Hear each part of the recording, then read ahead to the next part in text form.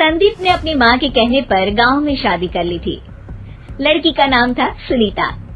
माँ का कहना था एकदम मॉडर्न बहू नहीं होनी चाहिए, लेकिन उन्हें नहीं पता था कि गांव से आने वाली बहू सुंदर सुशील तो होगी और उसको गांव से बाहर भी निकाल लाएंगे, लेकिन उसके अंदर का गांव कैसे बाहर निकलेगा। शादी के कुछ दिन बाद, माँ टिफिन तो देना जरा।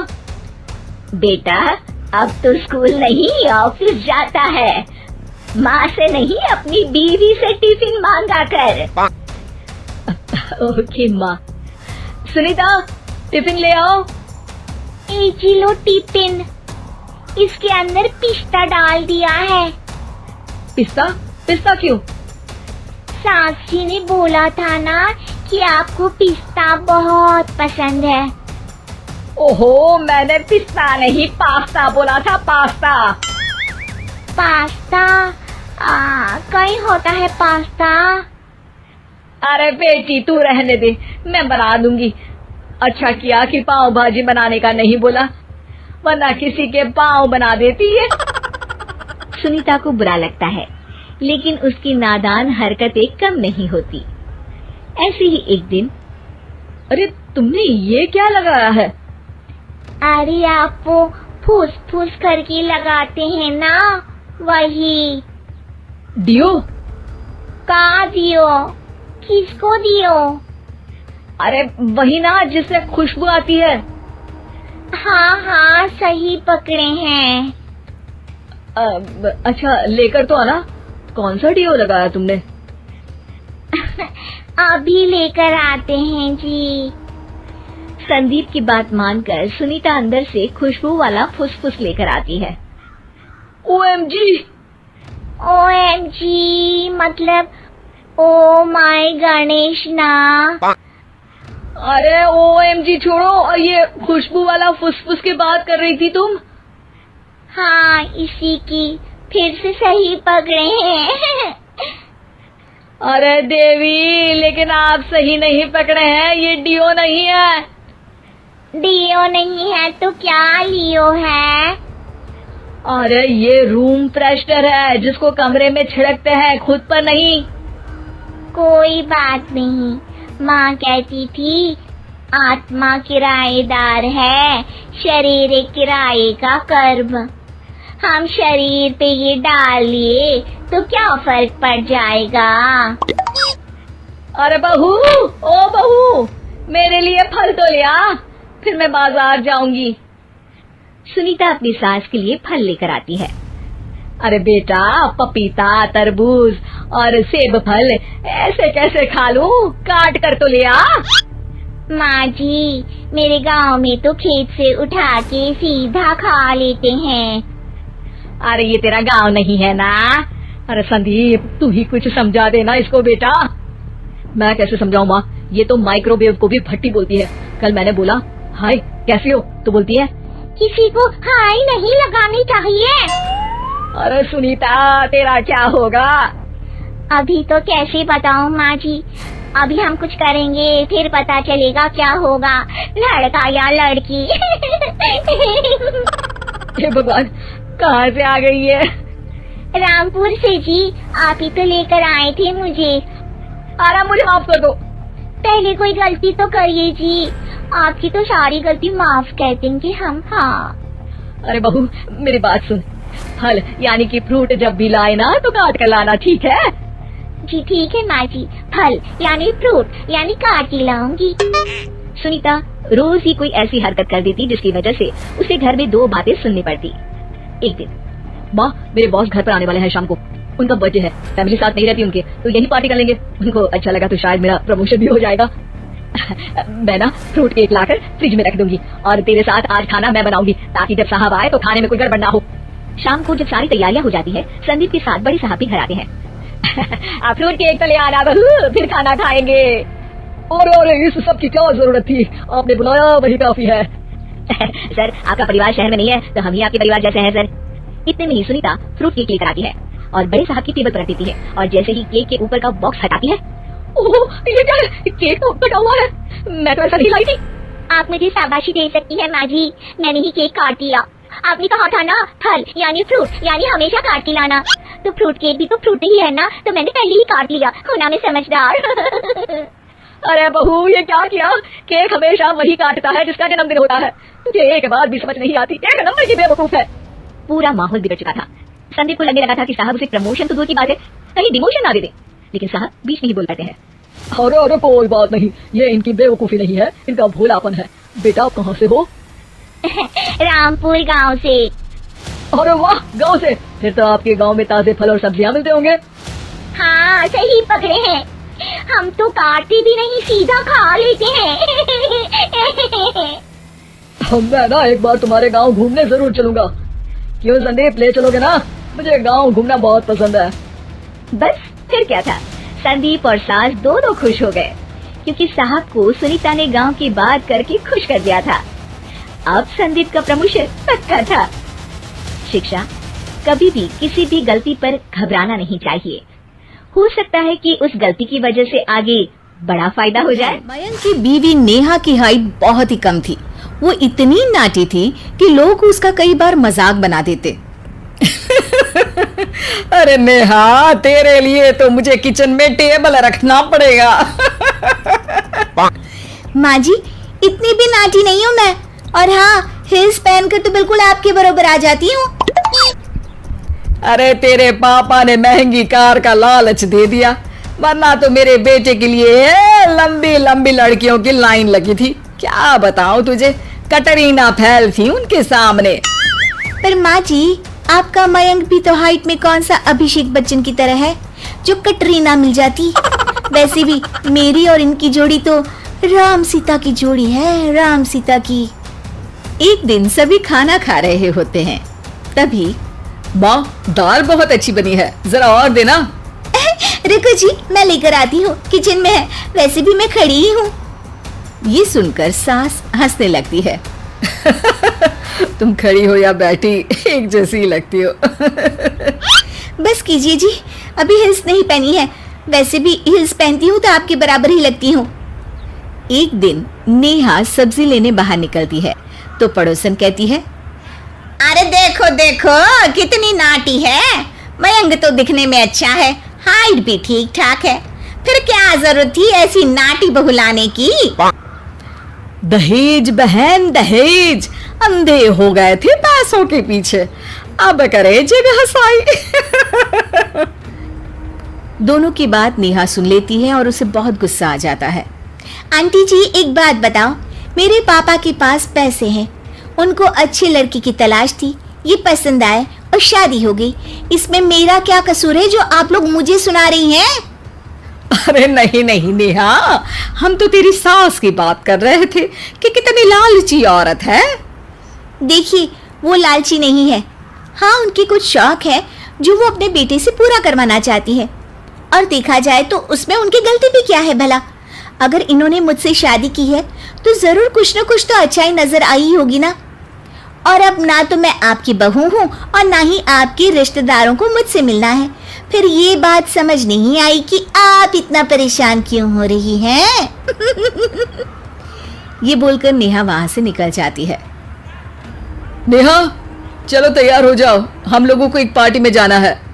नेहा तैयार होकर पार्टी में जाती है, जहां मयंक का दोस्त उससे कहता है, अरे मयंक, तू लकी है यार, तेरी बीवी की हाइट इतनी कम है कि तुझे बच्चे की जरूरत ही नहीं है, भाभी ही बच्ची जैसी है।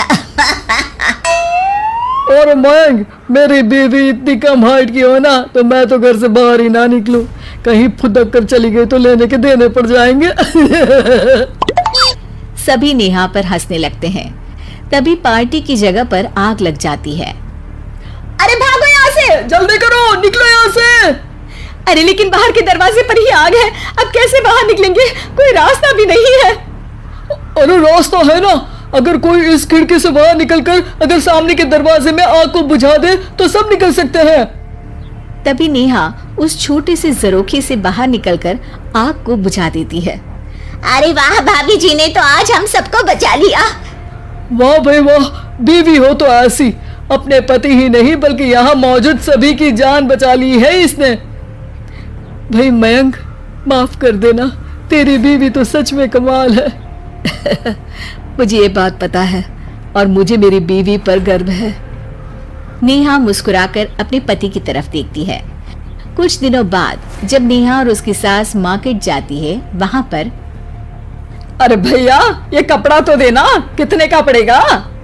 माता जी, ये तो बहुत महंगा कपड़ा है, लेकिन अब बस सिर्फ 2 मीटर ही बचा है। मेरे तो किसी काम का है नहीं ये टुकड़ा, तो आप 100 रुपया ही दे दीजिए।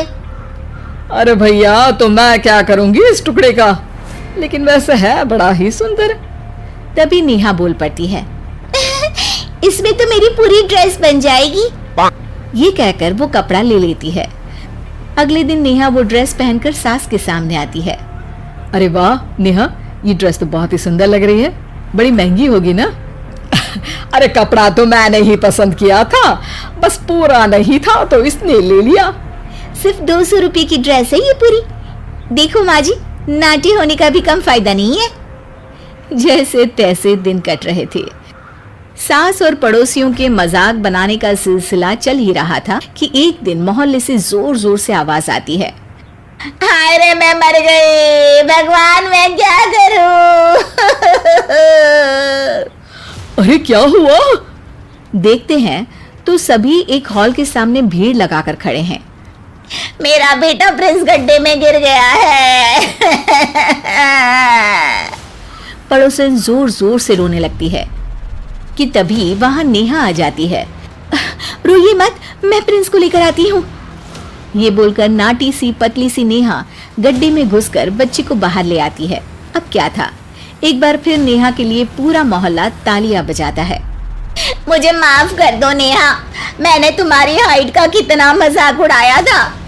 कोई बात नहीं मौसी, प्रिंस ठीक है, ये बात है। अब वो दिन आता है जब सास नेहा की तारीफ करती है। वाह बहू वाह, तेरी तारीफें सुन सुनकर तो मैं खुश हो गई।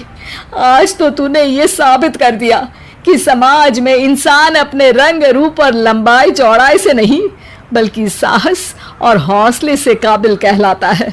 मुझे माफ कर देना बेटा। नौकरानी एक घर के लिए कितनी जरूरी होती है, आइए देखते हैं।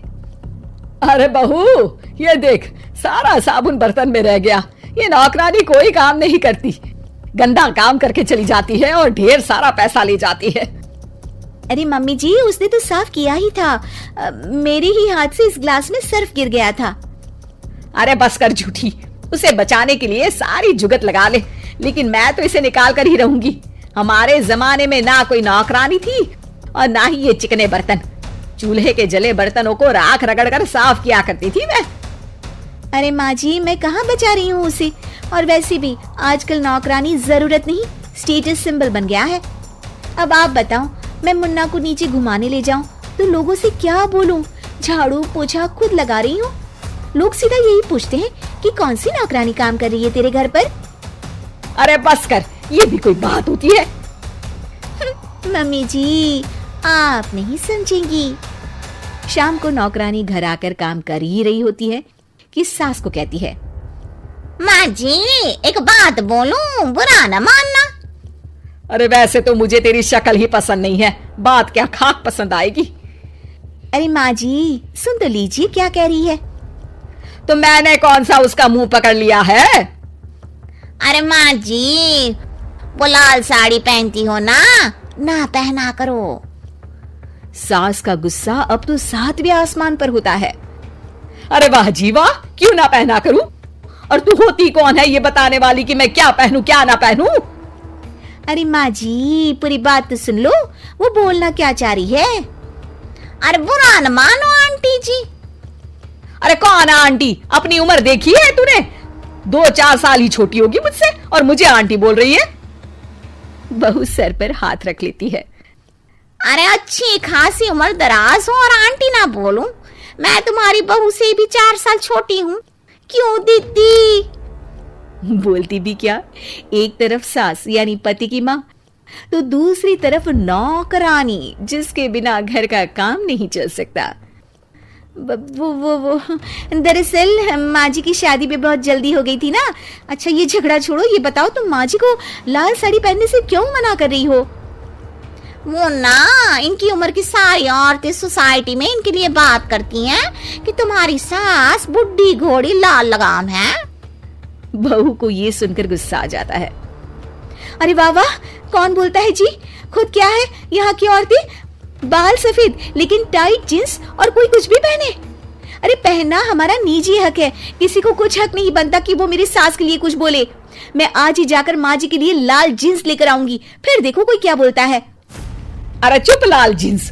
अरे सुन नौकरानी के बच्ची, जाकर बोल दे उन लोगों से कि उन लोगों की तरह मैं उड़ती नहीं फिरती हूँ घर बार छोड़कर। अपने बच्चों और नाती पोतों में मन लगाती हूँ, ना कि सारा दिन ताश के पत्तों में आंख गड़ाकर 3 पत्ती खेलूं। नौकरानी वहां से चली जाती है। वैसे बहू, नौकरानी के क्या फायदे हैं ये तो पता नहीं, लेकिन सबसे अच्छा तो ये कि पता चल जाता है कि कौन किसके लिए क्या बोल रहा है। सोसाइटी में तेरा नौकरानी रखने का इरादा बिल्कुल ठीक था। अगले दिन उन लोगों के घर की बेल बजती है। बहू दरवाजा खोलती है कि सामने कुछ औरतें खड़ी होती हैं। अरे बहू, कहाँ है तेरी सास? बुला जरा। अरे बहन जी, आप सारी एक साथ आइए आइए, कैसे आना हुआ? अरे 3 पत्ते खेलने आई हैं, क्यों खेलोगी? क्यों नहीं, वैसे भी बड़े दिन हो गए, एंटरटेनमेंट हुआ नहीं। बहू जा जाकर पकोड़े तो बना ला। अरे बस करिए, आगे कुछ पीछे कुछ। वैसे तो कहती है कि परिवार पर ध्यान देती है, हमारी तरह 3 पत्तियां नहीं खेलती। हमने कौन सा परिवार छोड़ दिया? सास सक पका जाती है। अब ये किसने कहा? मैं तो कहती हूँ कि मैं भी थोड़ा बाहर निकलूं। आपने ही तो कमला नौकरानी से ये सारी बात की थी। सास और बहू को अब सारी कहानी समझ आ जाती है कि सोसाइटी की औरतें क्यों भड़क रही हैं। माफ करिए आंटी, मैं छोटी हूँ, लेकिन फिर भी पहले तो आप लोगों ने माँ की लाल साड़ी का मजाक उड़ाया था ना। हाँ हाँ उड़ाया था, लेकिन उससे पहले तो तुम लोगों ने हमारी जीन्स के बारे में बात की थी। अरे क्यों ना पहने हम जीन्स, तुम्हारे पैसों की थोड़ी ना है। सास और बहू सर पकड़कर बैठ जाती है। देखा बहू, ये खेल कर गई तेरी नौकरानी, यहाँ की बात वहां तो वहां की बात यहाँ। दोनों किसी तरह औरतों को समझा बुझाकर घर भेजती है और कसम खाती है कि नौकरानी को नौकरानी ही रहने देंगी। कहो गधे मित्र, कैसे हो? क्या हाल चाल है तुम्हारा? अरे शेर भाई, मैं ठीक हूँ, आप सुनाओ, आप कैसे हो? अरे मित्र, मैं बिल्कुल सही हूँ। चलो आज जंगल में हम दोनों घूमने चलते हैं।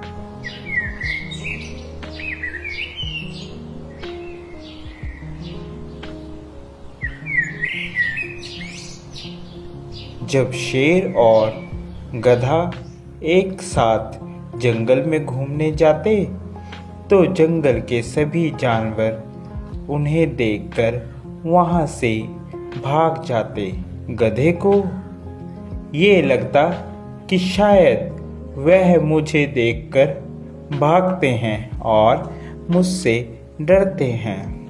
देखो मित्र, ये सभी जानवर मुझे देखकर भाग जाते हैं, यह मुझसे कितना डरते हैं। एक बार शेर और गधा जब जंगल के रास्ते जा रहे थे तो रास्ते में उन्हें बहुत सारे जंगली कुत्ते दिखाई दिए। गधे ने जंगली कुत्तों को देखकर जोर जोर से गुस्से से आवाज निकालनी शुरू कर दी। वह सभी जंगली कुत्तों ने देखा और देखकर डर के मारे भाग गए। यह सब देखकर गधा बहुत खुश हुआ। अरे क्या बात है मित्र, आज तो बहुत खुश नजर आ रहे हो। अरे दोस्त, खुश ना हो तो क्या, मुझे देखकर सभी जंगली कुत्ते डर के मारे भाग गए। इन सभी जंगली जानवरों को मुझसे कितना डर लगता है। अच्छा, ये बात है, सच कह रहे हो तुम? ये तुम्हें देखकर डर रहे थे या ये मुझे देखकर डरते हैं। मित्र, कभी भूल कर भी इन कुत्तों के झुंड में मत घुस जाना, नहीं तो बाद में तुम्हें पछताना पड़ सकता है। गधे ने शेर की बात को सुना और समझ गया कि मुझे कभी भी अकेले जंगल में नहीं घूमना चाहिए और ना ही किसी के भरोसे किसी से दुश्मनी लेनी चाहिए। तो प्यारे बच्चों, आप लोगों को हमारी यह गधे और शेर वाली स्टोरी कैसी लगी ज़रूर बताएं। साथ ही ऐसी और मज़ेदार स्टोरी देखने के लिए हमारे चैनल को सब्सक्राइब ज़रूर कर दें और बेल आइकन दबाना तो बिल्कुल ना भूलें, ताकि हर एक अपडेट आप तक आती रहे। Thank you for watching.